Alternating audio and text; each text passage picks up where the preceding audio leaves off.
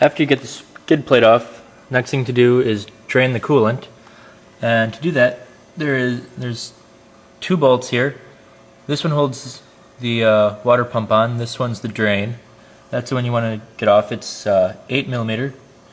And there's a question on the forum about this hole. That's a drain hole. If the engine is running and coolant is leaking out of there, then you got a bad mechanical seal in the water pump and you need to replace that.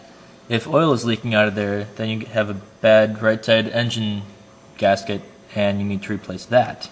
So if nothing's leaking, your gaskets and seals are good. So again, remove this, it's 8mm. If you remove the drain bolt right there and nothing comes out, it doesn't necessarily mean that your engine had no coolant and is foobar now. The left side of the engine, and take off the radiator cap.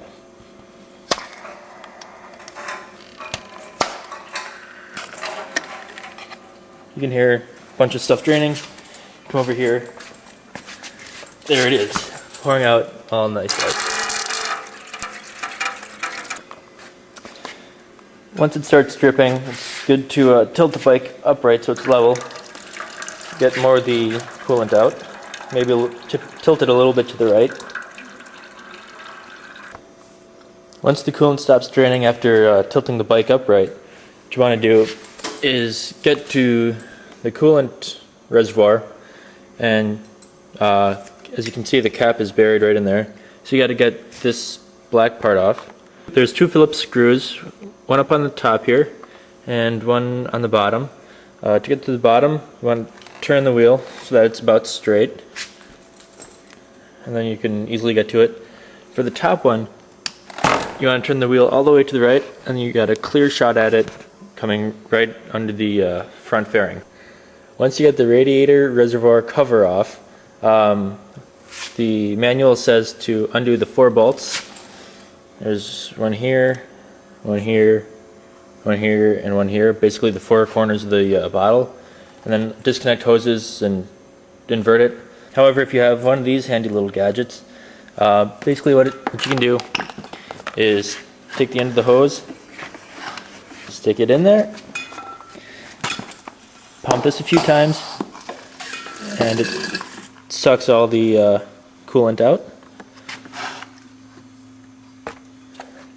And that way you don't even have to remove the bottle. Once you get all the coolant out of the reservoir, you gotta flush it with clean water. So just fill that up, rinse it around a little bit, slosh it through, either suck it out or drain it out if you decided to take it off and undo the hoses. And then you got to come over to the left side of the bike, fill up the radiator with water, flush that out. It'll all drain out through the hole that you opened up before.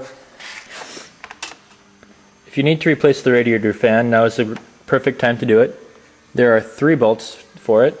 They're all 10mm. There's one here, here, and here. And also don't forget to undo all the wires. You got some coming through and they're attached to the fan. And the fan connector, see if this works, is right there. So we got to unplug that and the fan should come free. Okay, I got the aftermarket fan on. After you're done fastening the nuts, don't forget to put the wires back in the clips. There's 2 of them. There's one right here and one right here. And the fan connector has little clips in this right under the frame, right there. Don't forget to put those back in the clips, hold it steady. Okay, after you get everything else set up, it's time to reinstall the coolant drain bolt right back in there. And again, it's 8mm and it needs to be tightened to 10 foot-pounds. So grab your torque wrench and tighten it to 10 foot-pounds. After you get the drain plug in, you want to get some coolant and mix it half and half, water and coolant.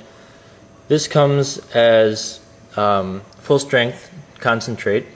So what you want to do is get about half gallon of water, pour half of that into the gallon jug. You get half and half in there.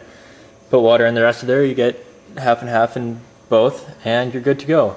So then you want to fill up the radiator first. Pour slowly so that air bubbles are less likely to get trapped, and tilt the bike back and forth, side to side. Make sure you get the coolant sloshing around in there a little bit. Shake up any bubbles that are in there. Fill that up to the top. Let it go down a little bit as more bubbles escape, and fill it back up to the top. When you pour coolant from one of these bottles, it works best if you hold it sideways, like this, and then pour in.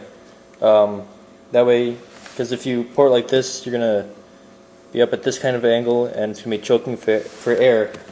Also works well pouring like that for oil and anything else in a weirdly shaped container. After you get the radiator all filled up, you can see the coolant in there. Fill it to the bottom of the coolant neck, put the cap back on. Of course, that's after the level stops going down and draining into the engine. So then the left side of the bike is all good to go. And then all that's left is to fill up the reservoir tank.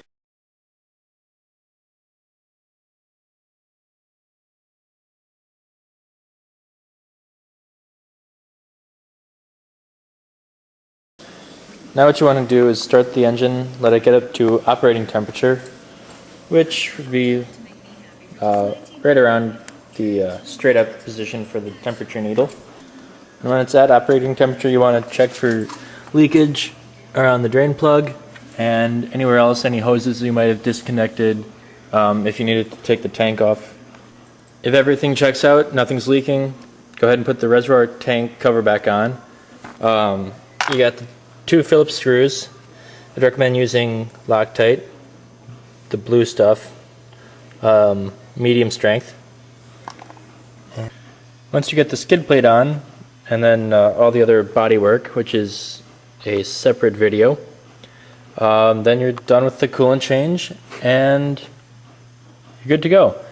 Hope this video helped you with your care and maintenance for your KLR 650. Please rate the video and leave comments. Good luck.